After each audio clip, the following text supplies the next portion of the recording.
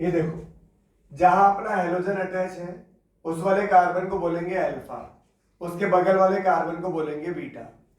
जहां अपना group attach है उसके उस वाले कार्बन को अल्फा, उसके बगल वाले को बीटा। तो यहाँ हाइड्रोजन जो रिमूव हो रहा है वो किस पोजीशन से रिमूव हो रहा है? बीटा पोजीशन से, इसलिए इसे बोलते हैं बीटा एलिमिनेशन। सर लेकिन सर देखो, अल्फा से हेलोजन भी तो निकल रहा है ना, तो फिर इसे अल्फा एलिमिनेशन क्यों नहीं बोलते? देखो, क्या बोला जाएगा ये डिपेंड करता है इनिशिएट किसने किया प्रोसेस को। तो सबसे पहले बेस आएगा, बेस बीटा पोजीशन से एच को रिमूव करवाएगा। स्टार्ट कौन करता है वो मैटर करता है, ठीक है, बाकी तो आगे तो प्रोसेस चलेगा ही। तो इसलिए जो स्टार्टिंग हो रही है एलिमिनेशन की वो बीटा पोजीशन से हो रही है। बीटा पोजीशन पे हाइड्रोजन होगा तो ये रिएक्शन होगी, वरना ये रिएक्शन ही नहीं होगी। तो यहां पर बेस आया, बीटा पोजीशन से एच को रिमूव किया, ठीक है, बीटा पोजीशन से एच को रिमूव किया। यहां ट्रांजिशन, ये सारा एक ही स्टेप कंसिडर होता है, सिंगल स्टेप कंसिडर होता है ये। तो ये सिंगल स्टेप रिएक्शन है, कोई रीअरेंजमेंट नहीं होता। अब इसका क्या मीनिंग है एंटी एलिमिनेशन का? एंटी एलिमिनेशन का मतलब है जिधर हाइड्रोजन अटैच है, हेलोजन उसके अपोजिट डायरेक्शन में अटैच होना चाहिए। हेलोजन उसके अपोजिट डायरेक्शन में अटैच होना चाहिए, अटैच, एंटी पैरेलल बोलते हैं इसे। एक होता है पैरेलल, एक होता है एंटी पैरेलल। पैरेलल और परपेंडिकुलर दो सिस्टम तो सुने होंगे ना, ये पैरेलल 0 डिग्री बॉन्ड एंगल, ये परपेंडिकुलर। मैं पैरेलल सिस्टम की बात कर रहा हूं बेटा, लेकिन कैसा होना चाहिए? एंटी होना चाहिए, कि इधर हाइड्रोजन अटैच होना चाहिए, इसके अपोजिट डायरेक्शन में हेलोजन अटैच होना चाहिए। तो अपन इसको अगर ऐसे बनाएं, तो यह हाइड्रोजन अगर आपकी तरफ है तो हेलोजन आपसे दूर की तरफ होना चाहिए। यानी हाइड्रोजन अगर वेज पर है तो हेलोजन डैश पर होना चाहिए, या हाइड्रोजन अगर डैश पर है तो हेलोजन वेज पर होना चाहिए। समझ में आई तुम्हारी बात? ठीक है। अब ये सर आप ऐसा क्यों कह रहे हो कि ये साइक्लिक सिस्टम में एप्लीकेबल है, यहाँ ज़्यादा एप्लीकेबल नहीं है? बेटा यहाँ पर ये कैसा है? सिंगल बॉन्ड है, और आपको पता है सिंगल बॉन्ड के रेस्पेक्ट में फ्री रोटेशन पॉसिबल हो सकता है, तभी तो कन्फर्मर्स बनते हैं। मल्टीपल बॉन्ड या साइक्लिक रिंग के रेस्पेक्ट में उन्हें अपन रेस्ट्रिक्टेड रोटेटिंग सिस्टम बोलते हैं। जहां अपन ने जीआई पढ़े होंगे, 5 पढ़े थे अपन ने जीआई के अंदर, आरआरएस। एक एल्कीन पढ़ा था, एक ऑक्साइम पढ़ा था, एक एजो पढ़ा था, एक साइक्लो एल्केन पढ़ा था, एक साइक्लो एल्कीन पढ़ा था। तो चाहे मल्टीपल बॉन्ड हो या रिंग हो, वहां रोटेशन नहीं होता फ्रीली। सिंगल बॉन्ड के रेस्पेक्ट में तो रोटेशन इजीली हो जाता है ना? तो इसलिए इस एंटी एलिमिनेशन का मतलब नहीं है, क्योंकि ये इस तरह से है, अब यहाँ बीच में सिंगल बॉन्ड है, तो अभी ये इस तरह से है, थोड़ी देर में रोटेट होके ऐसे आ जाएगा। तो एंटी पैरेलल का जो मतलब है ना, वो वहां है जहाँ रोटेशन नहीं हो। तो वो कहाँ नहीं होता? साइक्लिक में नहीं होता। आप ये नोट करें बेटा।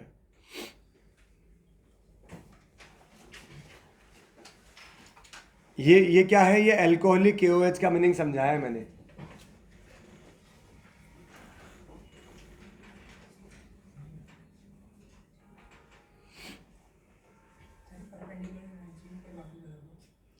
एक बार नोट कर लो। ये मैं यहाँ नहीं बताऊंगा, थोड़ी देर में जब साइक्लिक सिस्टम आने वाला है ना भी एग्जाम्पल, तभी समझाऊंगा मैं इस बात को, तभी अच्छे से समझ में आएगा।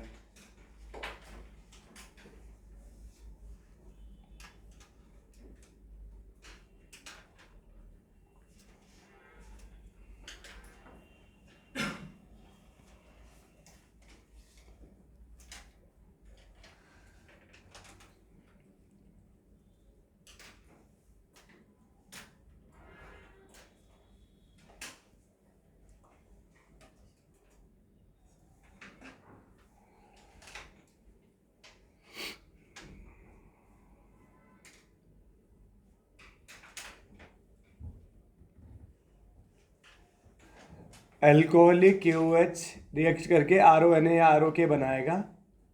तो ये OR नेगेटिव जो होता है ये अच्छा न्यूक्लियोफाइल होता है, ये अच्छा बेस होता है।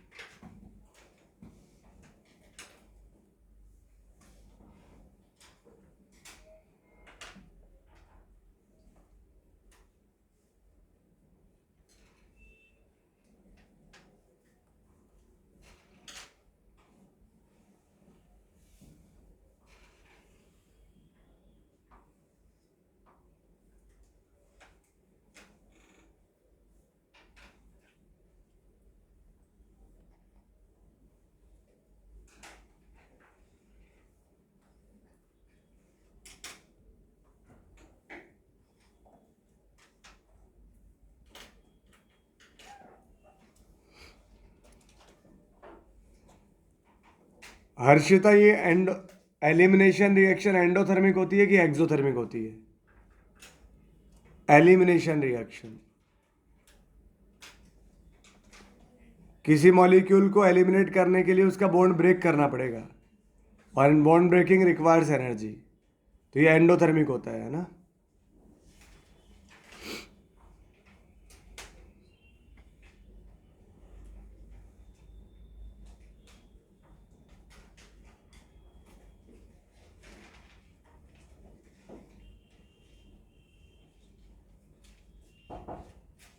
कमिंग। कल संडे को सर अरुण सर की और शुभम सर की एक्स्ट्रा क्लास रहेगी आपके 9 बजे से। एक तो 2.5 घंटे की रहेगी, एक 2 घंटे की क्लास है।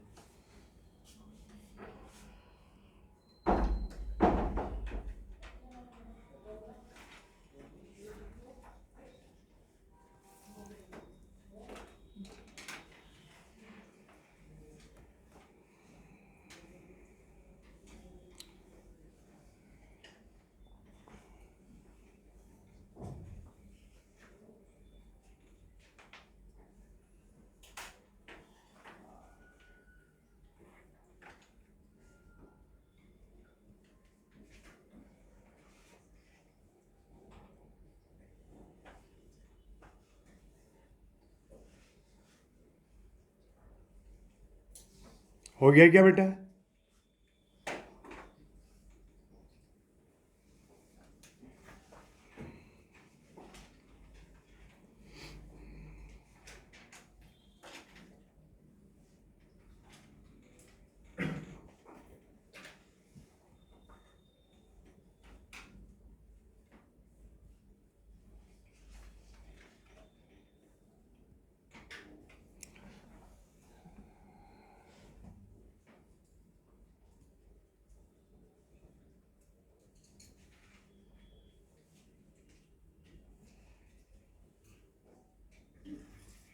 अरे हो गया क्या?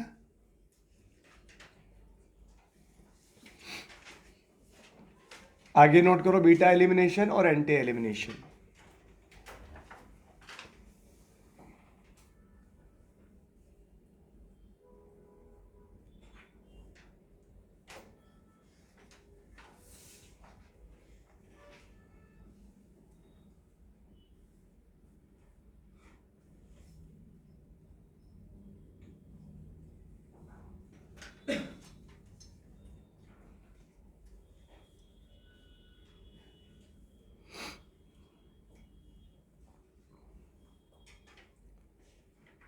हाँ जी, अब आप बस, आप कुछ भी नोट नहीं करेंगे, पहले इसके आगे समझेंगे।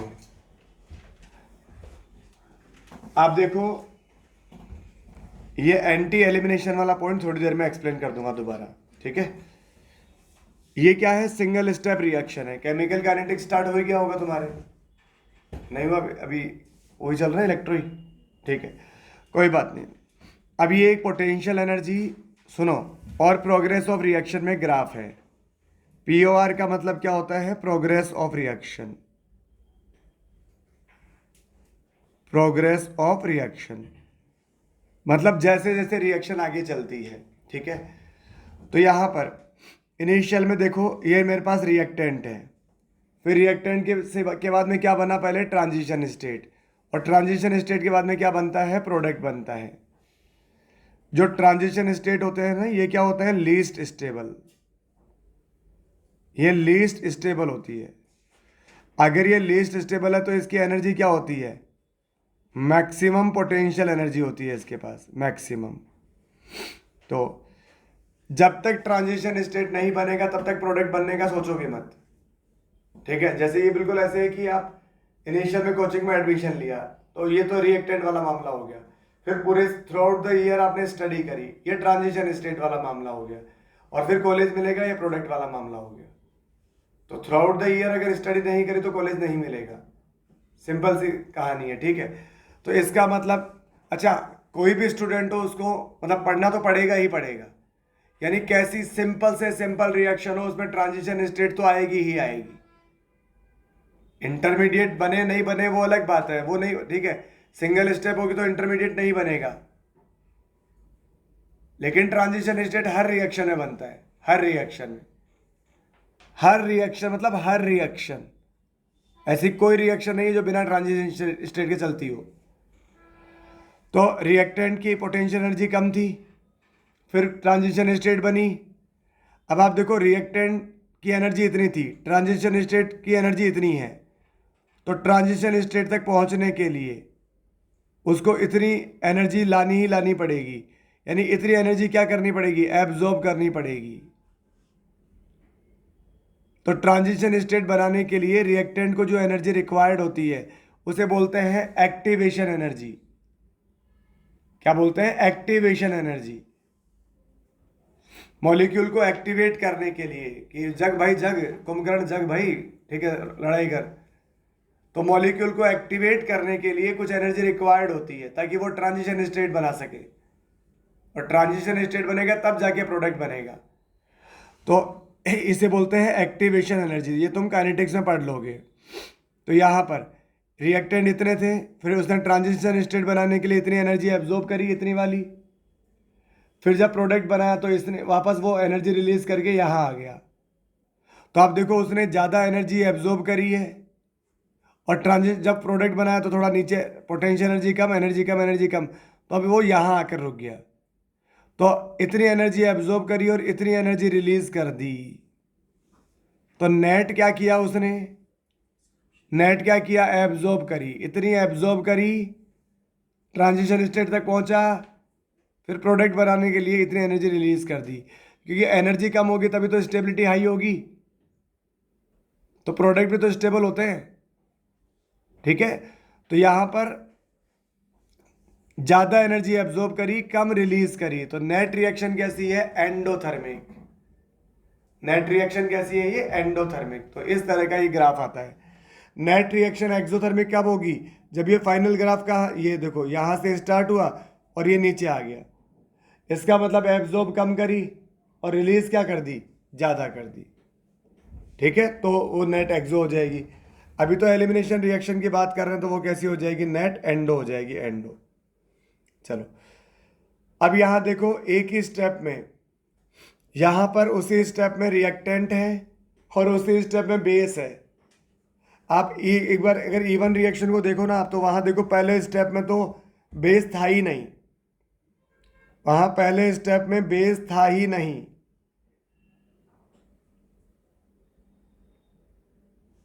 ये रहा स्टेप वन में, तो ये यहां से OH माइनस बाहर निकल रहा है अपने आप ही, यहां से H प्लस एक्सेप्ट किया, OH माइनस बाहर निकल के ये ट्रांजिशन स्टेट बना। फिर स्टेप टू के अंदर मेरे पास क्या आया है, अरे वहां बेस वाला सिस्टम कहाँ था, स्टेप टू में था, ठीक है। जबकि रिएक्शन में जो पहला स्टेप है वही क्या था, उसका स्लो स्टेप या RDS स्टेप था। और जो रेट कैलकुलेट करते हैं ना, वो अपन किससे करते हैं, स्लो स्टेप से ही कैलकुलेट करते हैं रेट।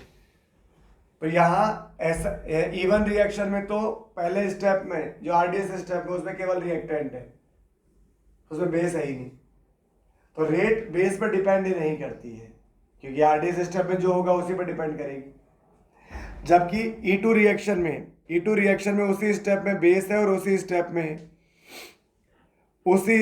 बेस है और उसी स्टेप में रिएक्टेंट है, उसी बेस और रिएक्टेंट दोनों एक ही स्टेप में है। तो इस रिएक्शन की जो रेट है वो सब्सटेंस पर भी डिपेंड करती है, सब्सटेंस कौन है, RX, और बेस पर भी डिपेंड करती है। तो ऑर्डर क्या हो जाएगा, ये जो रेट लो होता है इसमें पावर का सम, रेट लो में पावर का सम क्या होता है, ऑर्डर होता है। ये बहुत डिटेल में पढ़ोगे काइनेटिक्स के अंदर तुम, ठीक है। अब एलिमिनेशन रिएक्शन में रेट ऑफ रिएक्शन किस पर डिपेंड करता है, प्रोडक्ट की स्टेबिलिटी पर, मैं बता चुका हूं ये बात तो, ठीक है। बाकी सब में इंटरमीडिएट की स्टेबिलिटी पर डिपेंड करता है, हालांकि यहाँ तो कोई इंटरमीडिएट है ही नहीं E2 में, तो पर इवन में तो था ना इंटरमीडिएट कार्बोकेटायन, तो वहां भी अपन ने तो भी यही बात करी थी कि रेट ऑफ रिएक्शन प्रोडक्ट की स्टेबिलिटी के डायरेक्टली प्रोपोर्शनल होता है, और अगर प्रोडक्ट सेम बनता है तब जाकर अपन क्या देखते हैं, इंटरमीडिएट की स्टेबिलिटी देखते हैं, ठीक है। तो यहां पर again rate of reaction directly proportional to stability of product, ठीक है, या एल्कीन, ठीक है। या फिर second, stability of transition state, ठीक है। और ट्रांजिशन स्टेट में क्या होता है? Alkene like character.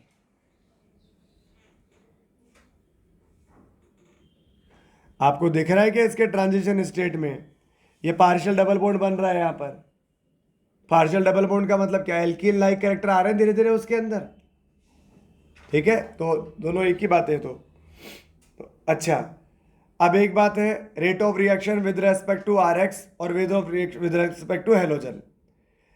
यहाँ ये एक्स जो है, ये एक्स क्या है? ये लिविंग ग्रुप है।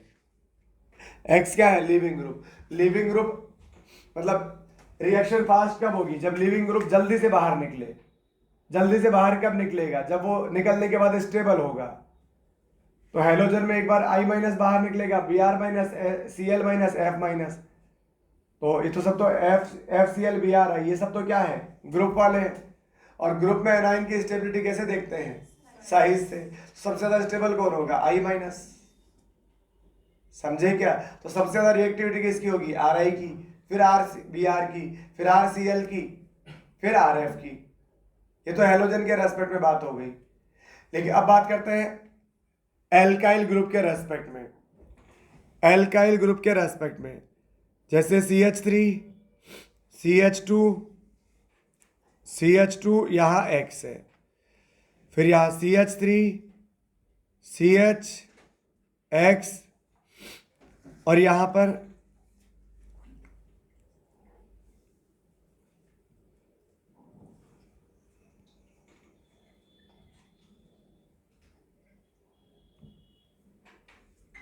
CH, CH3। अब देखो यहां पर ये जो हेलोजन है ये क्या है? 1 डिग्री। हेलोजन जिस कार्बन से जुड़ रहा है वो 1 डिग्री कार्बन है। तो यहां से H निकल जाएगा, यहां से X निकल जाएगा, क्या बन जाएगी? एल्कीन। सिंपल। यहां से X निकल जाएगा, यहां से H निकल जाएगा, ये क्या बन जाएगी? एल्कीन। कौन सी एल्कीन ज्यादा स्टेबल है, ऊपर वाली कि नीचे वाली? क्यों नीचे वाली? क्योंकि उसमें अल्फा एच ज्यादा है।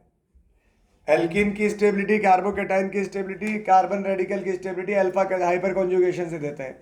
तो नीचे वाले में कितने अल्फा एच है? 6 अल्फा एच, sp2 के बगल वाले अल्फा कार्बन, ठीक है। और ऊपर वाले में कितने अल्फा एच है? 3 अल्फा एच है। तो सेकेंडरी वाले में अल्फा एच ज्यादा आएंगे, टर्शरी वाले में तो और भी ज्यादा आ जाएंगे। अरे टर्शरी वाले में तो ये वाला हट के भी वहां, ठीक है, सॉरी, ये वाला हट के भी वहां क्या हो जाएगा? एक CH3 और आ जाएगा। अब तो कितने अल्फा एच हो गए? 9 हो गए। तो यहां पर rate of reaction with respect to alkyl group 3 degree R X सबसे ज्यादा स्टेबल प्रोडक्ट बनाएगा, देन 2 डिग्री, देन 1 डिग्री। और हेलोजन के रेस्पेक्ट में लिविंग ग्रुप क्या होना चाहिए? अच्छा होना चाहिए। ये नोट कर ले बेटा।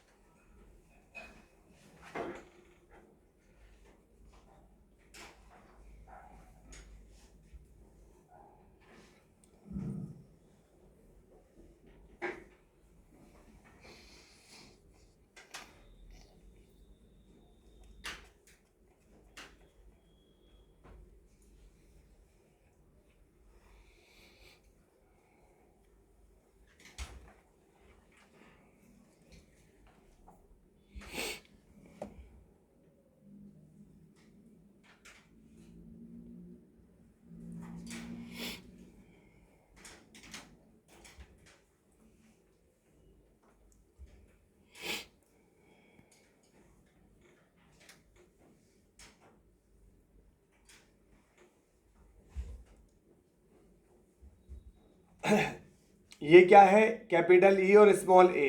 ईए है, ईए। ईए होता है एक्टिवेशन एनर्जी।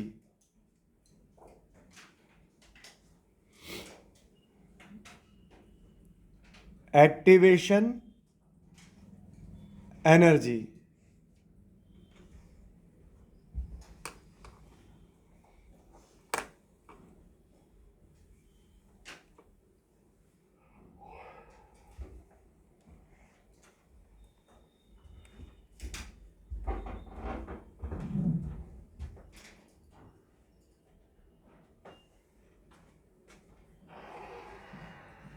महेश जी उससे पानी मंगाओ गर्म है, ज़्यादा गर्म होगा।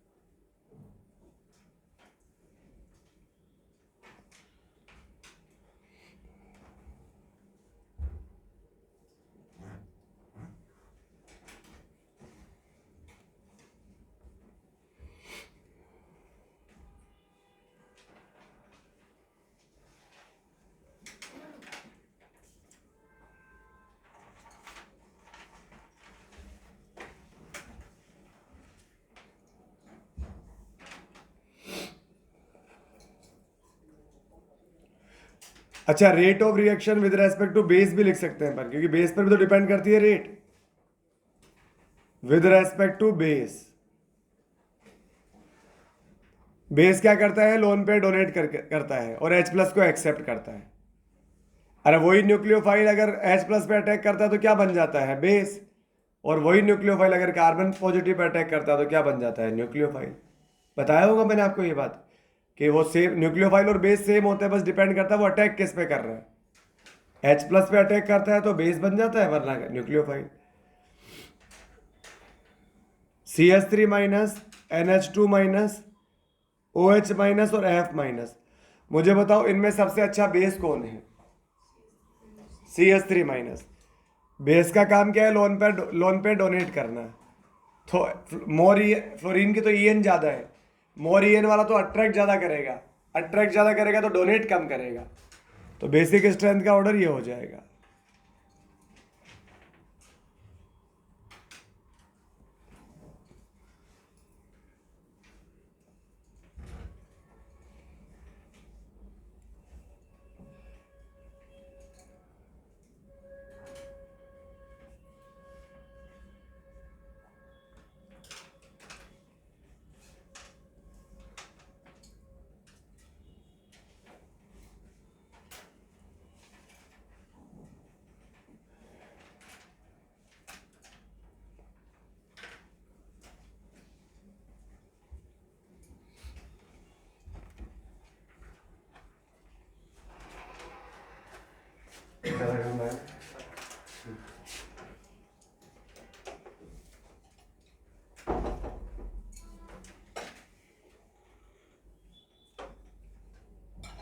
हाँ भाई शुभम, एक बात बता, यहाँ मेरे पास में ये OH माइनस है, वो तो अब आयनिक कंपाउंड तो हमेशा ब्रेक्ड फॉर्म में रहता है।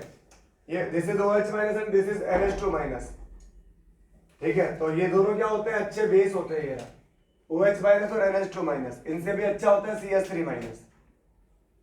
तो ये क्या कराएंगे, एलिमिनेशन करवाएंगे, ठीक है। एलिमिनेशन बोले तो डिहाइड्रो हेलोजनेशन, एक जगह से H और एक जगह से हेलोजन। तो यहां से H निकाल दे, यहां से HCl निकाल दे, ठीक है। इधर वाला H रिमूव करो या इधर वाला H रिमूव करो, सेम ही बात है। वो तो दोनों तो सेंटर में ना Cl, तो कहीं से भी एलिमिनेट करवा दो। तो यहां क्या हो जाएगा, CH3 CH double bond CH2। Note कर लो बेटा।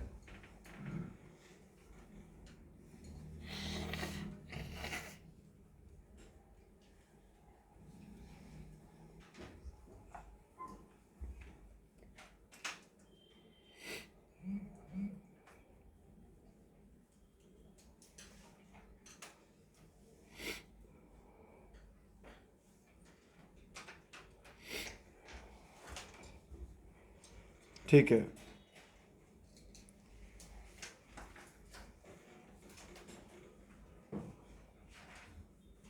लेकिन शुभम मुझे ये डाउट नहीं पूछना था आपसे, मुझे डाउट तो आपसे ये वाला पूछना था। क्या प्रोडक्ट बनेगा बताओ।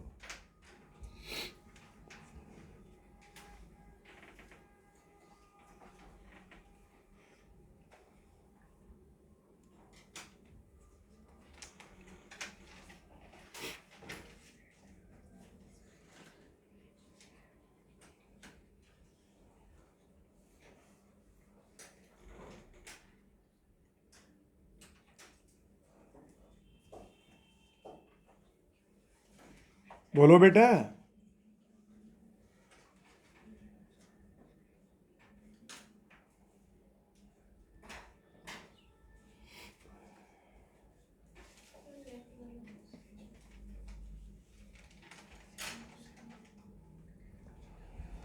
यहां से डिहाइड्रो हेलोजनेशन होगा।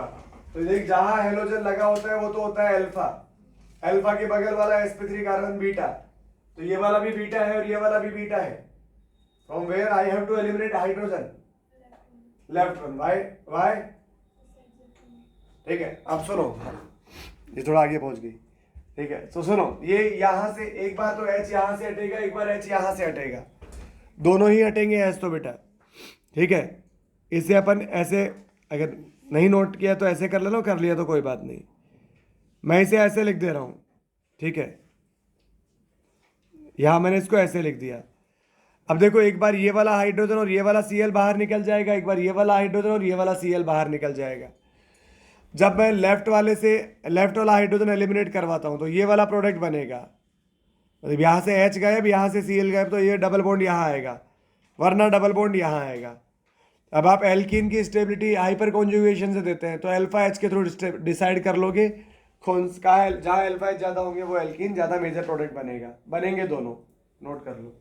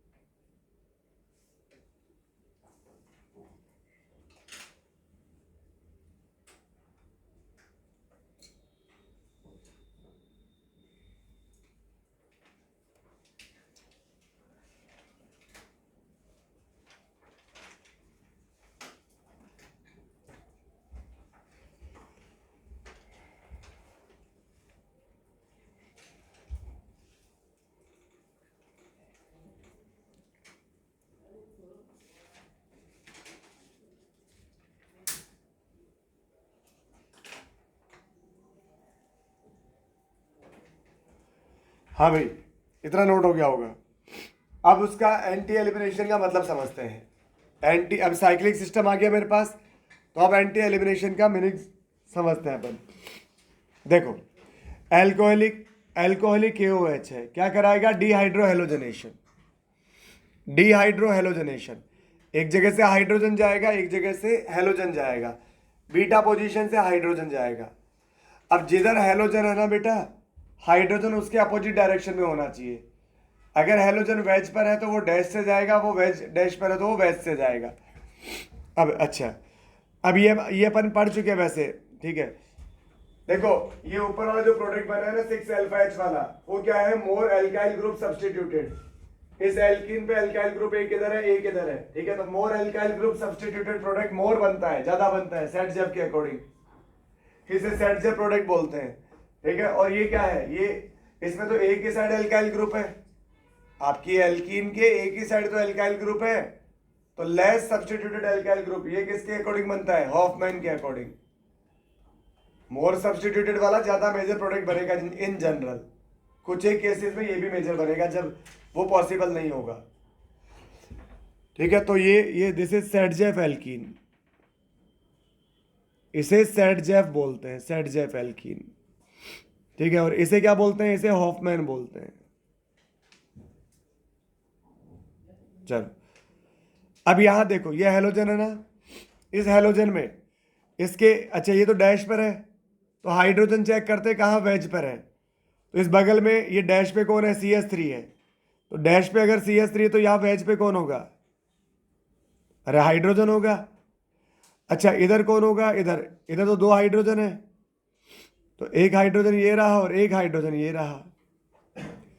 कुछ नहीं बोलेगा तो अपन हमेशा मेजर प्रोडक्ट बताएंगे। तो अब यहाँ, अब देखो इसके वेज पर ये डैश पर है, तो इसके वेज पे हाइड्रोजन यहाँ भी है और यहाँ भी है। तो कहाँ से एलिमिनेट करूंगा? ऑब्वियसली यहीं से एलिमिनेट करूंगा, क्योंकि यहाँ से एलिमिनेट करूंगा तो मुझे वहाँ पर सब एल्काइल भी मिलेगा। इधर से एलिमिनेट करके क्या मिल जाएगा अपन को? कुछ भी तो नहीं। तो यही वाला प्रोडक्ट क्या बनेगा? मेजर बनेगा। तो यहाँ पर ये यहाँ से ये हेलोजन बाहर निकल जाएगा, -HCl, और ये आ जाएगा, ठीक है, ये आ जाएगा CH3। हाँ तो कीर्ति आप मुझे ये बात बताओ, ये CH3 वेज पर बचा है कि डैश पे बचा है? ये कहीं नहीं रहेगा, प्लेन में आ जाएगा, क्योंकि अब वो sp2 कार्बन बन चुका है। sp2 कार्बन कैसा होता है? Trigonal planar. वेज और डैश तो टेट्राहेड्रल में होता है, क्योंकि वो नॉन प्लेनर होता है। अब तो एल्किन बन गया ना उस पर। ठीक है, तो अब अच्छा चल मुझे फिर ये तो बता, यहाँ अल्फा एच कितने हैं? यहाँ आएंगे 7 अल्फा एच। इसके sp2 के बगल में 2 अल्फा एच इधर, sp2 के बगल में 2 अल्फा एच इधर, और इस sp2 के बगल में 3 अल्फा एच इधर। 2 2 और 3 कितना हो जाएगा? 7। लेकिन अगर मैं वही सेम क्वेश्चन यहाँ वाला यहाँ सॉल्व करने की कोशिश करूँ, एल्कोहलिक KOH, अब ये Cl कहाँ पर है? डैश वेज पर। तो हेलो हाइड्रोजन कहाँ होना चाहिए? डैश पर। तो यहाँ तो डैश पे कौन है? डैश पे मिथाइल है, तो यहाँ फिर हाइड्रोजन कहाँ आएगा? वो वेज पे आएगा। तो अब ये एलिमिनेट नहीं हो पाएगा बेटा, क्योंकि वो उसके एंटी पैरेलल होना चाहिए, एंटी पैरेलल। ठीक है, अब यहाँ पर दो हाइड्रोजन है, एक हाइड्रोजन आगे की तरफ होगा और एक हाइड्रोजन कहाँ होगा? पीछे की तरफ। तो ये वेज पर है, तो ये वाला हाइड्रोजन जाएगा, ये वाला यहाँ से एलिमिनेट होगा। ठीक है, तो यहाँ से HCl बाहर निकल जाएगा। ठीक है, अब मैं आपको जो कह रहा था ना कि देखो कई बार ये वाला मेजर प्रोडक्ट बनेगा।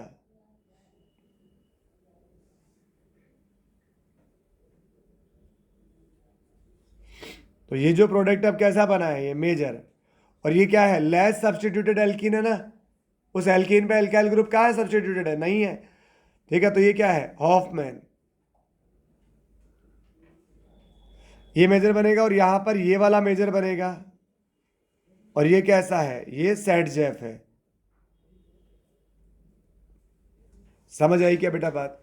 ठीक है, तो ऐसे रट के नहीं बैठेंगे कि सेडजेफ मेजर बनता है। इन जनरल सेडजेफ मेजर बनता है, पर बहुत सारे केस आते हैं ऐसे, ये नोट कर लो भाई। अरे आपको समझ में आया क्या एंटी पैरेलल का मतलब? कि जहां हेलोजन है उसके एंटी एंटी पोजीशन से हाइड्रोजन जाएगा। नोट कर लो।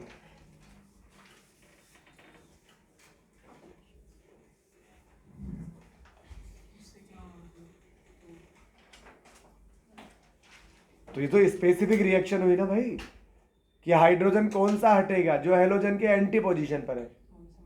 हाँ, सिन वाला मतलब? सिन का है? सेम साइड में रहेगा तो वो क्यों नहीं होगा? वो नहीं हटेगा, वो नहीं हटेगा। हाँ, अच्छा क्या ये पूछना चाह रहे हो, वो क्यों नहीं हटेगा? तो अभी ये नोट करो।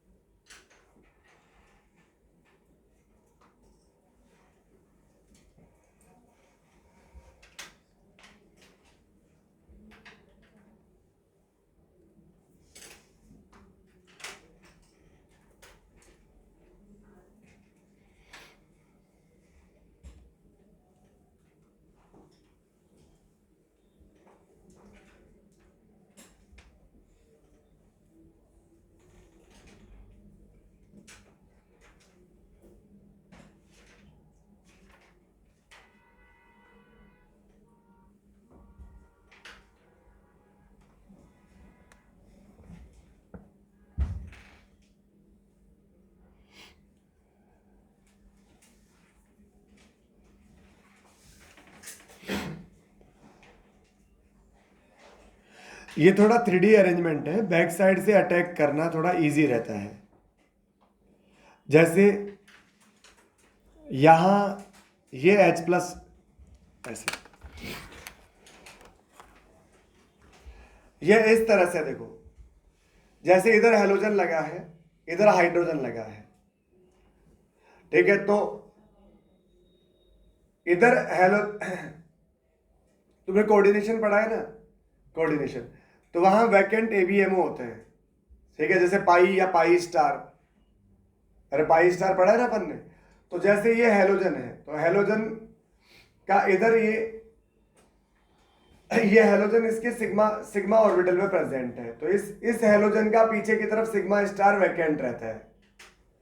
तो इधर से ये थोड़ा सा 3D अरेंजमेंट है, इधर से हाइड्रोजन निकलेगा तो यहां लोन पेयर बचेंगे, वो लोन पेयर इसके सिग्मा स्टार में जाएंगे, वो लोन पेयर कहां जाएंगे, इसके सिग्मा स्टार में। और जब इसके सिग्मा स्टार में जाएंगे तो वो ABMO में चले गए। और आपको याद है बॉन्ड ऑर्डर क्या होता है, BMO minus ABMO divided by 2। अरे केमिकल बॉन्डिंग में पढ़ा है अपन ने, BMO minus ABMO divided by 2।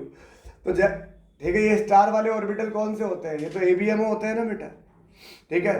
तो ये इसके ABMO में जाएगा तो इसका बॉन्ड ऑर्डर क्या हो जाएगा, कम हो जाएगा। और बॉन्ड ऑर्डर कम हो जाएगा तो बॉन्ड वीक हो जाएगा, बॉन्ड वीक हो जाएगा तो लीव करना क्या हो जाएगा, इजी हो जाएगा। ये तो है इसका एक्चुअल तरीका, है ना, एक्चुअल मेथड। पर मान लो अगर अपन को नहीं आइडिया कि सर हमको तो नहीं, याद ही नहीं आ रहा कि वो क्या था ABMO क्या था BMO, ठीक है, तो फिर एक सिंपल तरीका और है ना, देशी जुगाड़, कि देख जिधर से हेलोजन लगा होगा ना, जिधर से हेलोजन लगा होगा उधर से ही बेस का आकर अटैक करना मुश्किल होगा। जैसे इधर हेलोजन लगा है, अब इधर बगल में जो हाइड्रोजन है उस बेस को आकर इसको अट्रैक्ट करना, क्योंकि ये हेलोजन क्या करेगा, यहाँ स्टेरिक हिंड्रेंस भीड़ भाड़ क्रिएट करेगा। हेलोजन के पास क्या होते हैं, लोन पेयर होते हैं। हेलोजन के आउटर मोस्ट ऑर्बिट में 7 होते हैं, एक ने बॉन्ड बना लिया, 6 लोन पेयर, 6 इलेक्ट्रॉन बच गए, मतलब 3 लोन पेयर बचे हैं। अब जब बेस आएगा, बेस खुद भी क्या होता है, इलेक्ट्रॉन रिच होता है। अरे बेस इलेक्ट्रॉन रिच होता है, लोन पेयर डोनर को ही तो बोलते हैं बेस। तो इधर हेलोजन पे लोन पेयर, इधर से ही बेस आ रहा है, तो लोन पेयर में क्या होगा, रिपल्शन होगा। तो सेम साइड जो हाइड्रोजन होता है उसको एब्स्ट्रैक्ट करना थोड़ा मुश्किल होता है, क्योंकि हेलोजन और बेस में क्या होगा, रिपल्शन होगा। इसलिए वो बैक साइड से आता है, कि बैक साइड में अभी हेलोजन के लिए जो लोन पेयर है वो रिपेल नहीं कर पाते, समझे, इसलिए हाइड्रोजन को बैक साइड से लेके जाता है, ठीक है। चलो, तो ये नेक्स्ट क्वेश्चन लिखे अपन तो,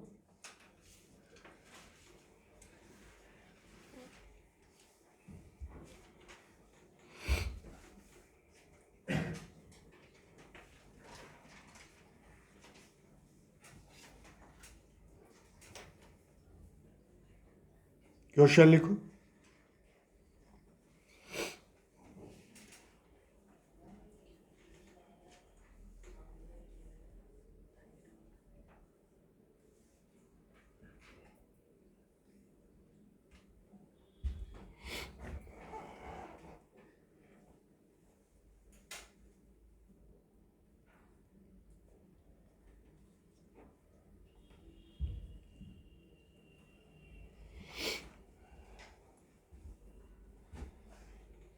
ये रिएक्शन कैसी है, मतलब E1 है कि E2 है,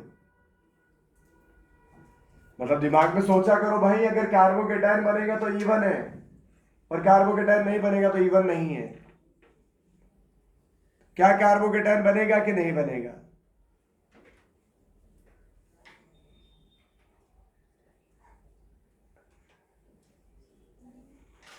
बनेगा ना, क्योंकि वो OH है और बगल में H प्लस है।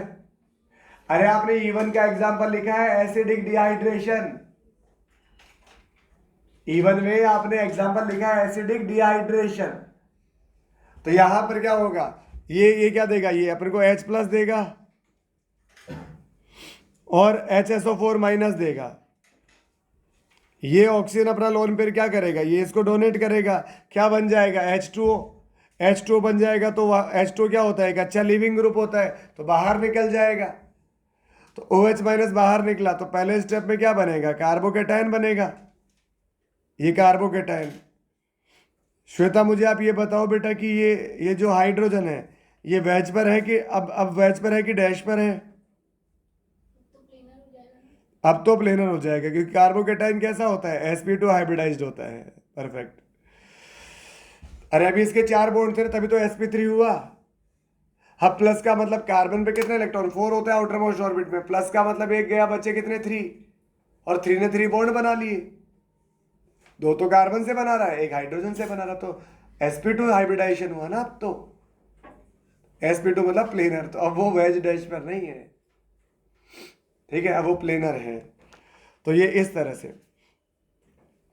अब क्या करूं, इसके बाद क्या होगा बेटा, बताओ श्वेता। नहीं नहीं नहीं, होगा तो वही, पर वो तो लास्ट में होगा। जब जब कार्बोकेटाइन बनता है, जब जब कार्बोकेटाइन बनता है, जब जब कार्बोकेटाइन बनता है, तब तब रीअरेंजमेंट पॉसिबल होता है। अगर मोर स्टेबिलिटी मिल रही हो तो पहले रीअरेंजमेंट होता है। अब देखो बेटा जी, ये 2 डिग्री कार्बोकेटाइन है, इसके बगल में देख 2 अल्फा एच तो इधर और 1 अल्फा एच इधर, 3 अल्फा एच है। लेकिन ये कार्बोकेटाइन यहां से क्या होगा, हाइड्राइड शिफ्ट होगा, एच शिफ्ट होगा, एच शिफ्ट। ये हाइड एच माइनस उधर चला जाएगा, यहां पॉजिटिव आ जाएगा,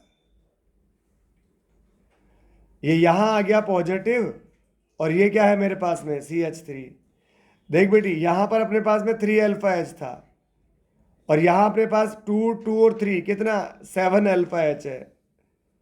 तो याद रखना, जब भी कार्बोकेटाइन बनेगा पहले रीअरेंजमेंट होगा, जब भी कार्बोकेटाइन बनेगा पहले रीअरेंजमेंट होगा, अगर स्टेबिलिटी बढ़ रही होगी तो, ठीक है।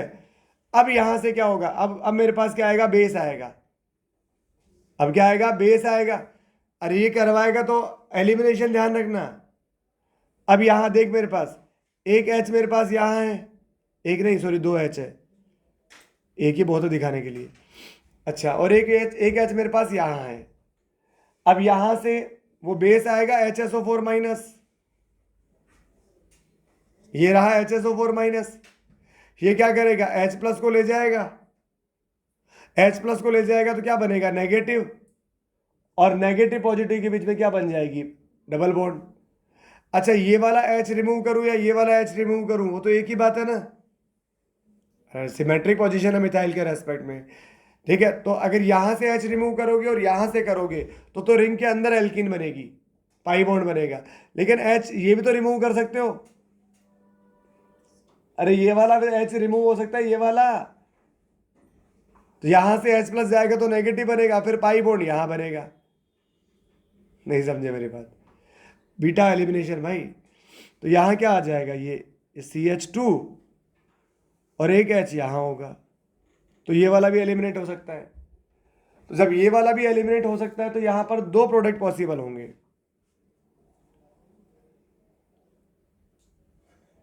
एक तो बनेगा ये वाला CH3,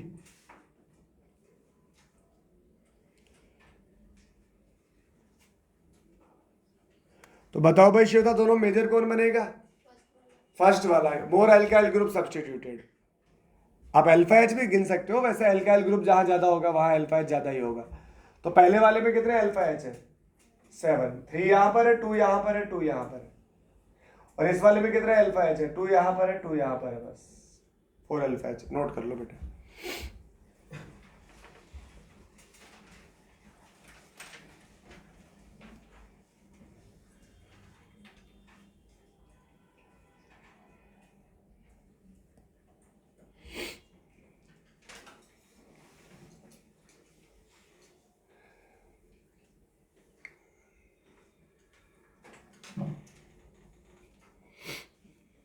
ये वाला कौन सा मैकेनिज्म है, इवन रिएक्शन है, ये E one reaction, acidic dehydration even होता है, और डिहाइड्रोहेलोजिनेशन क्या होता है, E2 होता है।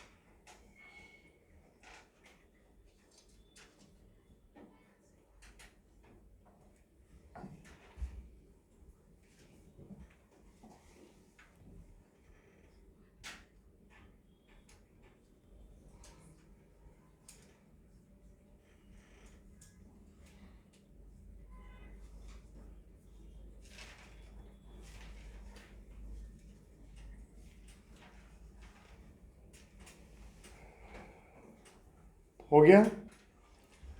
अगर ये हो गया तो अगला क्वेश्चन ट्राई करो।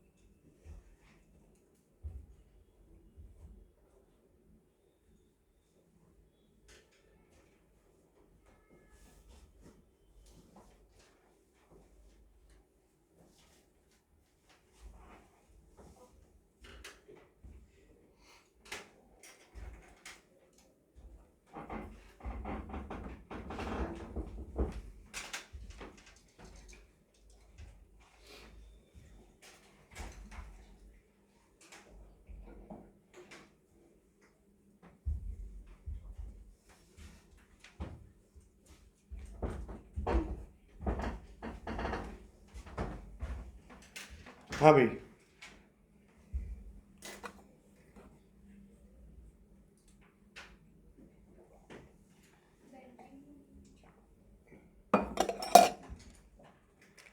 अगर तुम्हारे बेंजीन बन रही है ना बेटा, इसका मतलब आपने कुछ सीखा ही नहीं, या कोई रिएक्शन ही नहीं हुआ। यहां क्या होता है, एल्कोहलिक KOH क्या करवाता है, एंटी एलिमिनेशन करवाता है, एंटी एलिमिनेशन। तो हैलोजन की एंटी पोजीशन पे हाइड्रोजन कहीं है ही नहीं, हैलोजन की एंटी पोजीशन पे हाइड्रोजन कहीं है ही नहीं, क्योंकि हैलोजन की एंटी पोजीशन पे दूसरा हैलोजन ही है। तो जब तक हाइड्रोजन है ही नहीं तो फिर HX निकलेगा कैसे वहां पर? नहीं आया समझ में? हाँ, बना के दिखाऊं? यहाँ H बना के दिखाऊं क्या?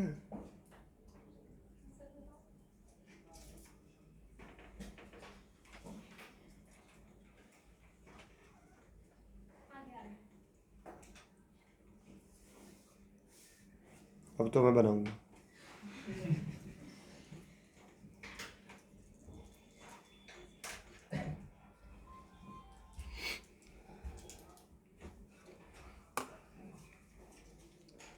हैलोजन अगर वेज पर है तो बगल में डैश पर हाइड्रोजन होना चाहिए, पर डैश पे तो हैलोजन है, इसका मतलब नहीं है फिर पॉसिबल। चलो अगला क्वेश्चन का आंसर बताओ।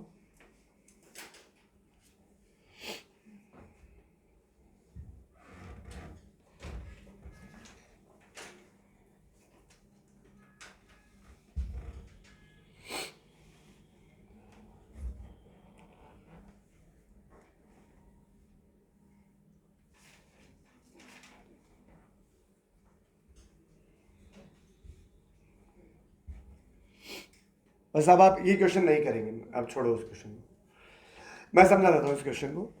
अब यहां अपन वेज डैश चेक नहीं करेंगे। सर ये क्या लफड़ा है? देखो यहां पहली बात तो उसने वेज डैश करके कुछ दिया हुआ भी नहीं है, ठीक है? तो अपन क्या करेंगे, यहां भाई ये कहीं पर भी हो वेज या डैश पर, यहां दो हाइड्रोजन है, उनमें एक वेज पर होगा एक डैश पर होगा, तो कहीं पर भी हो ये हैलोजन क्या फर्क पड़ने वाला, उधर से तो निकलेगा ही निकलेगा, ठीक है? तो यहां से एक तो ये H निकल जाएगा, इधर से Br निकल जाएगा, ठीक है? तो एक फिर यहां से H निकल जाएगा, एक इधर से Br निकल जाएगा, तो यहां क्या हो जाएगा, -2HBr हो जाएगा। बेसिकली ऐसा अपन इसलिए बोल रहे हैं क्योंकि ऐसा करने से वहां क्या आ रहा है, रेजोनेंस आ रहा है, दोनों पाई सिग्मा पाई रेजोनेंस है ना। ये कंपाउंड कैसा है, एरोमेटिक एंटी एरोमेटिक? कैसे लोग हैं, नॉन एरोमेटिक है वो, ये sp3 कार्बन है इसमें, ठीक है? तो ये नॉन एरोमेटिक है, सिर्फ तो ऑप्शन ही नहीं दिया आपने, ठीक है? तो यहां तो ये होगा। अच्छा अब ये जो होता है ना जिंक, जिंक का आप याद रखोगे ये डी हेलोजनेशन करवाता है।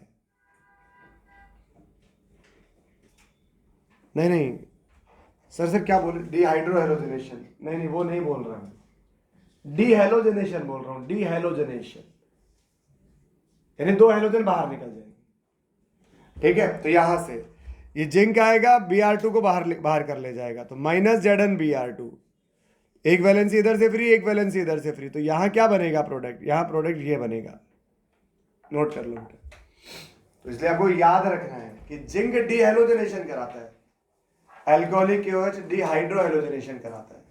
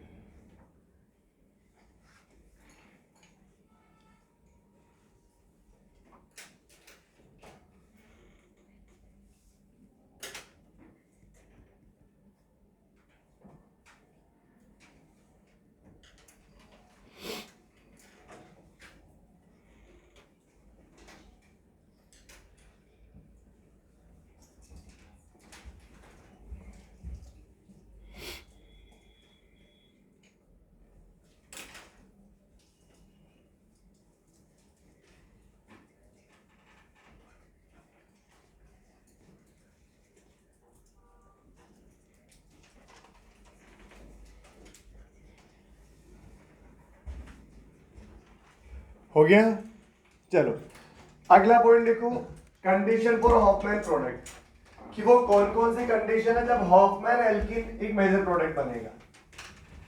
हॉफमैन एल्कीन क्या होती है, लेस सब्स्टिट्यूटेड, तो less substituted alkene major product कब कब बनेगा ये अपन को बताना है। तो लिखे हेडिंग, कंडीशन फॉर, हाँ बोलो भाई,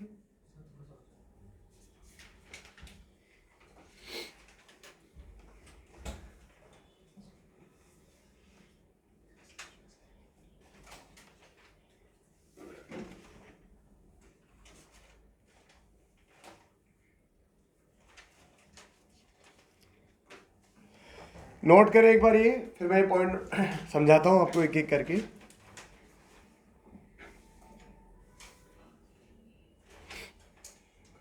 चलो, condition for Hofmann product, when living group is fluorine,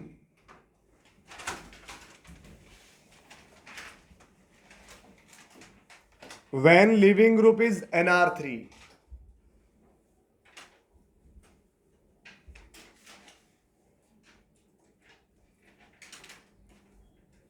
when attacking reagent is bulky base,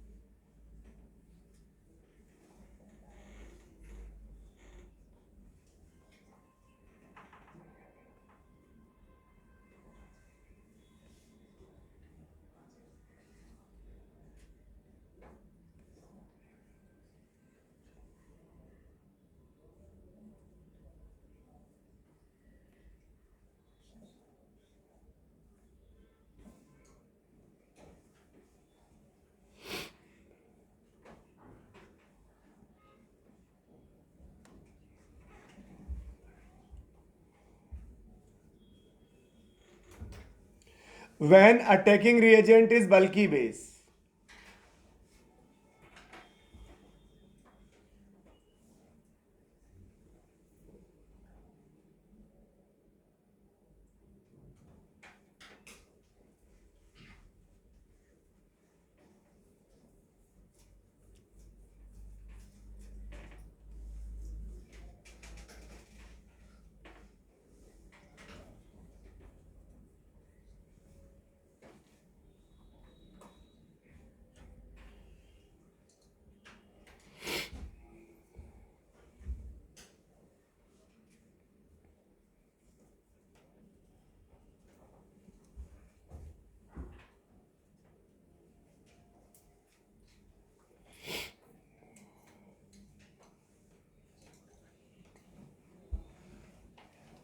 हाँ जी,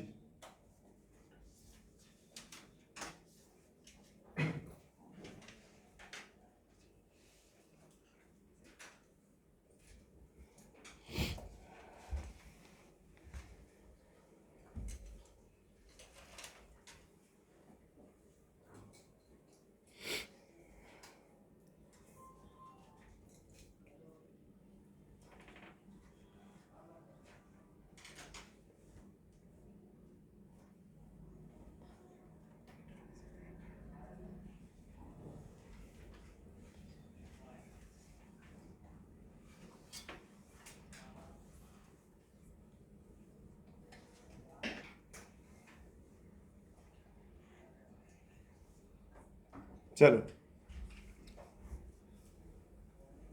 यहां तक आप नोट कर लो, फिर रुक जाओ बस। यहां तक नोट कर लो।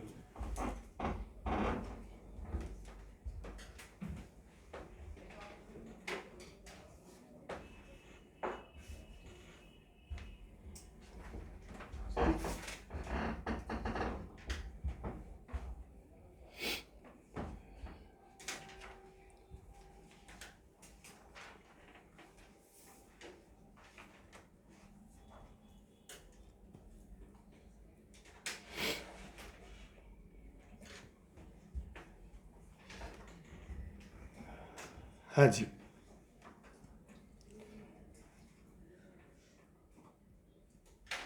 आप मुझे एसिडिक स्ट्रेंथ का ऑर्डर बताएं। HF, HCl, HBr, HI। इन चारों में ज्यादा एसिडिक कौन होगा?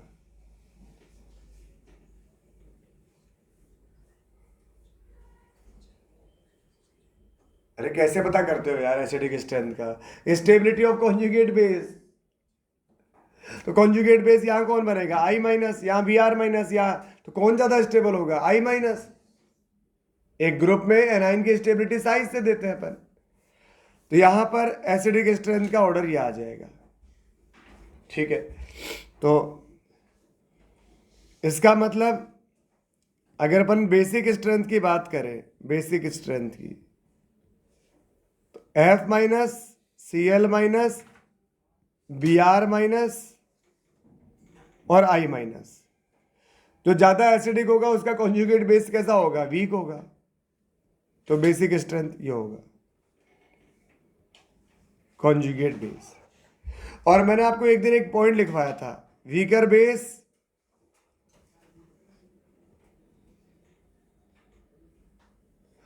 Are good living group. जो स्ट्रॉन्ग बेस होते हैं ना बेटा, वो तो, अरे जो खुद स्ट्रॉन्ग होता है वो तो अटैक ज्यादा करता है। क्या करता है? अटैक ज्यादा करता है जो स्ट्रॉन्ग होता है। तो अब HI सबसे स्ट्रॉन्ग एसिड होता है, तो उसका कॉन्जुगेट बेस जो होता है वो सबसे वीक होता है। तो weaker base are good living group, तो इसलिए I माइनस सबसे जल्दी बाहर निकल जाता है, सबसे इजीली बाहर निकल जाता है। तो सबसे घटिया बेस, ठीक है, सबसे स्ट्रॉन्ग बेस कौन है? F minus. Weaker base are good living group, तो strong base are good attacking group. जो स्ट्रॉन्ग एसिड स्ट्रॉन्ग बेस होंगे तो अटैक करेंगे। तो F माइनस बहुत घटिया लिविंग ग्रुप है। F माइनस बहुत बैड लिविंग ग्रुप है। बैड लिविंग ग्रुप क्यों है? क्योंकि छोटा साइज रखता है। सेकंड पीरियड वालों का साइज कैसा है? छोटा है। छोटे साइज बॉन्ड स्ट्रॉन्ग बनाते हैं। Overlapping proportional 1 size. साइज कम होगा तो बॉन्ड स्ट्रॉन्ग बनेगा, बॉन्ड स्ट्रॉन्ग बनेगा तो वो तो निकलेगा ही नहीं बाहर। एल्कोहलिक KOH ने खूब कोशिश कर ली, नहीं हो रहा कुछ भी। और क्या करें समझ नहीं आ रहा। डिहाइड्रो हेलोजिनेशन करवाना है। तो फिर यहां क्या होता है देखो, यहां पहले बेस आता है, पहले बेस आता है और H प्लस को लेकर चला जाता है अपने साथ। तो यहां से एक H प्लस को मैं यहां से ले गया, एक H प्लस को यहां से ले गया, तो दो दो बना लेता हूं मैं यहां कॉन्जुगेट बेस।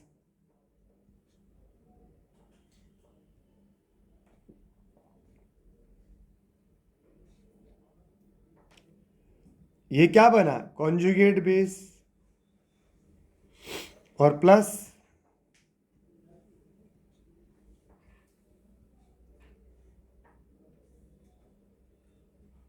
एक बार यहां वाला एच हटाया तो यहां नेगेटिव आ गया, अब यहां वाला एच हटा रहा हूं तो यहां नेगेटिव आएगा। तो मयंक आप मुझे बता सकते हैं क्या कि इन दोनों में से ज्यादा स्टेबल कॉन्जुगेट बेस कौन सा है?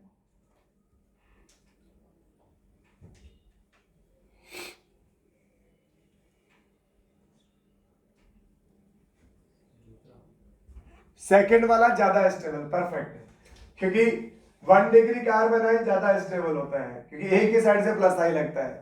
ठीक है, फर्स्ट वाले में तो इधर भी अल्काइल ग्रुप है, इधर भी अल्काइल ग्रुप है, तो इधर से भी प्लस आई, इधर से भी प्लस आई, यूं मत की तरह से इधर तो फ्लोरीन भी है, तो उधर भी है ना, तो फ्लोरीन को तो क्या ही देख रहा है, एल्काइल ग्रुप का प्लस आई ज्यादा लगता है, तो 1 डिग्री कार्बन आयन ज्यादा स्टेबल होता है। तो पहले यहां कार्ब एनायन बनता है, ऊपर वालों में ऐसा थोड़ी हो रहा था, ऊपर वालों में तो कोई इंटरमीडिएट बन ही नहीं रहा था, वहां तो सिंपल ट्रांजिशन स्टेट बन रहा था, एक ही स्टेप में बेस आ रहा था, एच को लेके जा रहा था, एल्कीन लाइक कैरेक्टर आ रहे थे, हाइड्रोजन बाहर निकल रहा था, सब एक ही स्टेप में हो रहा था वहां तो। पर यहां ऐसा नहीं होता, यहां पहले स्टेप में कार्ब एनायन बनता है। अब नेगेटिव चार्ज में क्या आई, इलेक्ट्रॉन डेंसिटी ज्यादा आई, और अब ये नेगेटिव चार्ज क्या करेगा, ये इसको इस पर अटैक करेगा, और जब इधर से इलेक्ट्रॉन डेंसिटी आएगी तब इस बॉन्ड में क्या होगा, रिपल्शन फील होगा। तो ये पहले एनायन बनेगा, वो एनायन इसको धक्के मार के बाहर निकालेगा यहां से, उसकी इलेक्ट्रॉन डेंसिटी ज्यादा है तो वो जैसे अटैक करेगा तो अब इसके आने वाले इलेक्ट्रॉन और इसमें क्या होगा, रिपल्शन फील होगा, तो अब यहां से ये बाहर निकलेगा। ठीक है, तो ये क्या बनेगा, ये क्या है, मोर स्टेबल। यही वाला एल्कीन तो इंटरमीडिएट ज्यादा स्टेबल बनेगा, ये क्या बनेगा, लेस स्टेबल। ठीक है, इसलिए यहां से दो तरह की एल्कीन बनेगी, दो तरह की एल्कीन बनेगी, एक ऊपर वाली कि ये इस पर अटैक करे और यहां से ये बाहर निकले, ये इस पर अटैक करे। ठीक है, तो एक तो ये बनेगी,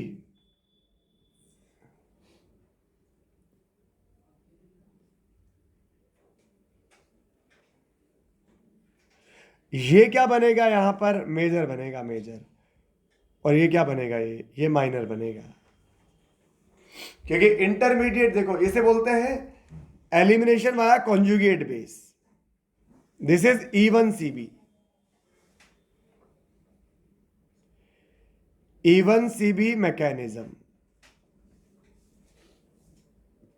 क्या है E1CB mechanism, elimination via conjugate base, कि पहले एसिड का H प्लस हटकर वहां से कॉन्जुगेट बेस बनेगा, फिर वो कॉन्जुगेट बेस जो बना वो धक्के मार के फ्लोरीन को बाहर निकालेगा। तो जहां कॉन्जुगेट बेस ज्यादा स्टेबल बनेगा ना बेटा, वो वाली एल्कीन ज्यादा मेजर बनेगी। समझ आई बात आपकी? तो यहाँ लिख लेना, एलिमिनेशन वाया कॉन्जुगेट बेस, अब नोट कर लो।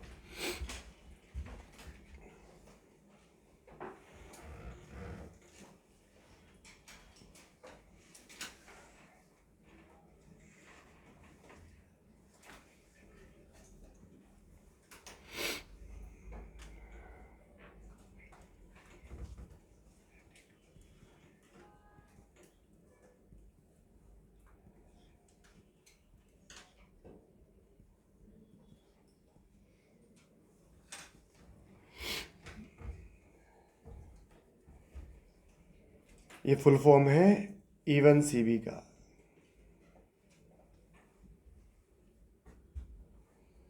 फ्लोरीन एक बैड लिविंग ग्रुप था, वो एक ही स्टेप में बाहर नहीं निकलेगा, पहले स्टेप में कॉन्जुगेट बेस बनाना पड़ेगा।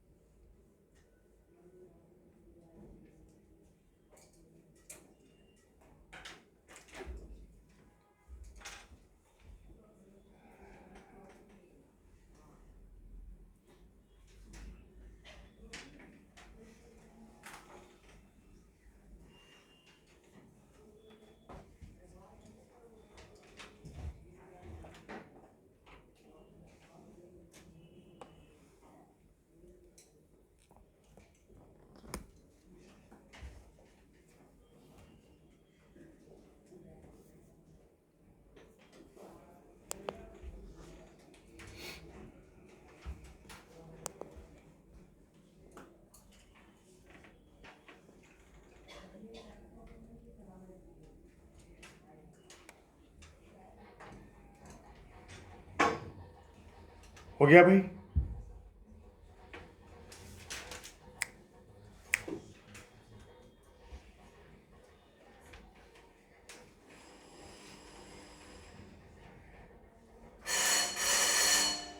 चलो ठीक है, काफ़ी है आज के लिए इतना।